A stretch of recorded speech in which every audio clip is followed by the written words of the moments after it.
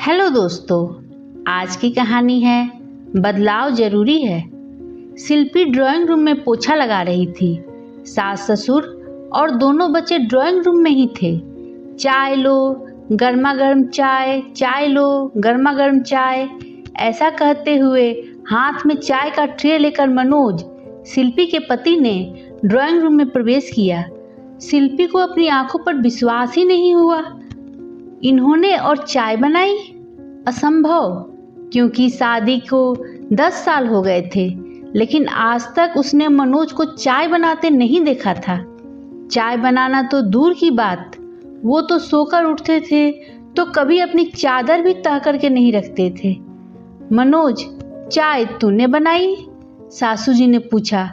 हाँ मम्मी, जरा पी करके तो बताओ कि चाय कैसी बनी है, वो बोला। हे राम, मैं ये क्या देख और सुन रही हूँ। शिल्पी, तुझे जरा भी शर्म लाज कुछ है कि नहीं? तुझसे चाय नहीं बन रही थी तो मुझे बता देती। अभी तो मेरे हाथ पैरों में दम है, मैं ही बना देती चाय। ये आजकल के बहुएं भी ना बिल्कुल ही कामचोर होती है, और लाज शर्म तो जैसे बेच ही दी इन लोगों ने। मुझे देख, शादी को 40 साल हो गए, लेकिन मजाल है कि कभी तुम्हारे ससुर जी से कोई काम करवाया हो। आज तक इन्होंने कभी अपने हाथ से पानी तक लेकर नहीं पिया। मैंने मेरे बेटे से भी कभी काम नहीं करवाया, और तू उससे चाय बनवा रही है।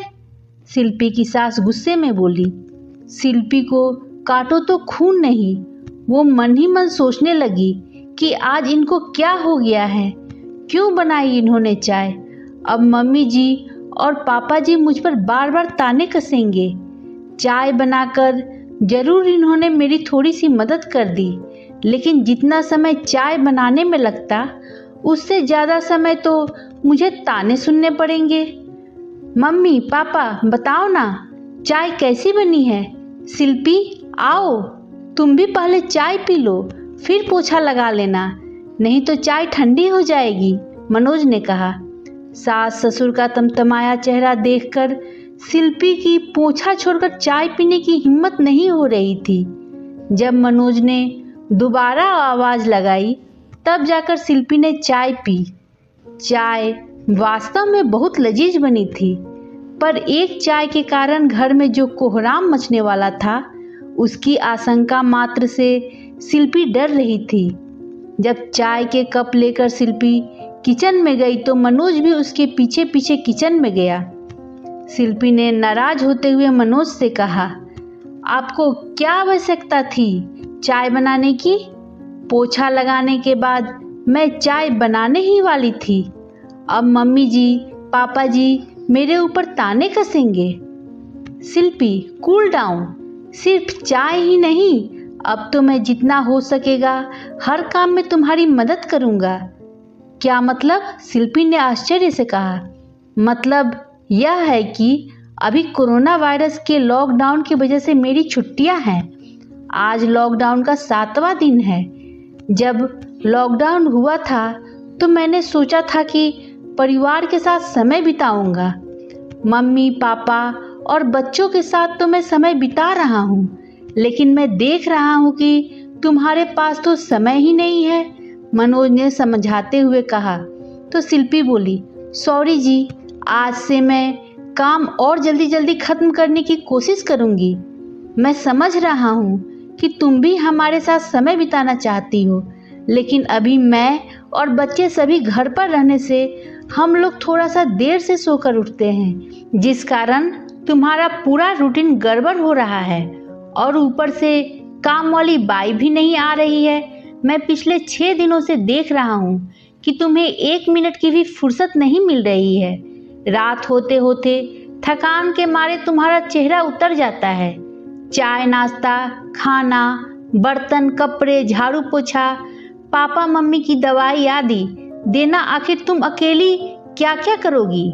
इसलिए मैंने फैसला किया है कि जब तक लॉकडाउन है और काम वाली बाई नहीं आ रही है, कम से कम तब तक मैं जहाँ तक हो सकेगा हर काम में तुम्हारी मदद करूँगा। आज नाश्ते में पोहा ही बना रही हो ना? मैं पोहे के लिए आलू प्याज काट देता हूँ। वो बोली, लेकिन मम्मी जी, पापा जी क्या सोचेंगे? शिल्पी डरते हुए बोली, उनको मैं समझा दूंगा। ऐसा कहकर मनोज आलू प्याज काटने लगा। इतने में शिल्पी की सास किचन में आई और मनोज को आलू प्याज काटते देखकर आग बबूला होने लगी। वे ज़्यादा कुछ बोलती, इतने में ही सास के मोबाइल पर शिल्पी की ननद का फ़ोन आ गया। सास की आवाज़ सुनाई दी, क्यों, क्या हुआ बेटा, तू रो क्यों रही है? ऐसी आवाज़ सुनकर शिल्पी और मनोज दोनों का ही ध्यान बातचीत की ओर गया। ऐसा कैसे कर सकते हैं तेरे सास ससुर? तू भी हार्ड मास की ही बनी है। जब काम वाली बाई भी नहीं आ रही है तो अकेली जान झाड़ू पोछा, बर्तन कपड़ा, खाना बनाना और घर के बाकी के काम, कितने काम करेगी तू? दामाद जी घर पर है तो तेरी थोड़ी बहुत मदद तो उन्हें भी करना चाहिए। दे, दामाद जी को फ़ोन दे, मैं उनसे बात करती हूँ। तू ही दामाद जी से बात करने से मना कर रही है तो मैं क्या कर सकती हूँ? तेरी सास की भी उम्र कोई ज़्यादा थोड़े ही है, वो भी मेरे बराबरी की 60 के लगभग ही होगी। वो भी तो थोड़ा बहुत काम कर ही सकती है। तेरी सास को थोड़ा सा समझना चाहिए। देख बेटा, धीरज रख, थोड़े दिन की ही बात है। लॉकडाउन खत्म होने पर काम वाली आ ही जाएगी। सास की बातों से सब बात समझ में आ ही गई थी। फिर भी मनोज ने माँ से पूछा, मम्मी क्या हुआ रश्मि को? वो रो क्यों रही थी? क्या बताऊं बेटा, उसकी सास तो बहू को नौकरानी से भी बदतर समझती है। अब काम वाली नहीं आ रही है तो अकेली जान कितना काम करेगी। इतना बोलते ही शायद सास को अपनी गलती का एहसास हो जाता है, इसलिए बात को बदलते हुए वो मनोज से बोली, आलूओं में स्टार्च होता है, इसलिए उनको काटने के बाद पानी में डालना। शिल्पी, आज पोहे मैं बनाती हूँ। वैसे भी तेरे ससुर जी कह रहे थे कि आज उन्हें मेरे हाथ के बने पोहे खाना है। मम्मी में आया सुखद बदलाव देखकर मनोज शिल्पी की ओर देखकर मंद मंद मुस्कुराने लगा। दोस्तों, आपको ये कहानी कैसी लगी कमेंट कर ज़रूर बताएं और वीडियो पसंद आने पर लाइक शेयर करें। मेरे चैनल को सब्सक्राइब ज़रूर करें। धन्यवाद दोस्तों।